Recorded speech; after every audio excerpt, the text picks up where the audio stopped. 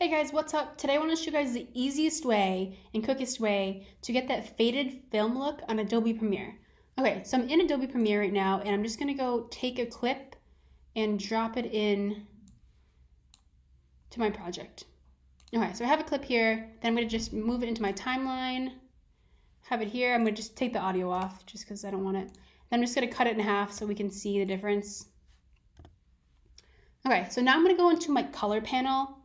And I am going to go to Creative right here and highlight my clip. So I'm going to highlight it. And as you can see here, there's faded film look right here. And I'm just going to bump that up to 65 just to test it out. And then another way to do it, this isn't the quickest way as well, but you can go to curves and just make that S curve, right? Just make that S curve. But this is just the easiest way. So now I'm showing you the easiest way, and we're just going to record. We're going to hit the play button and just show you there. It's faded look, and now it's not faded. So as you can see here, it's very faded, and then it's regular. So one thing that you're going to want to keep in mind is normally you're going to want to bump up the highlights and the saturation. But since this is just the quickest way, then that's what we're going to do.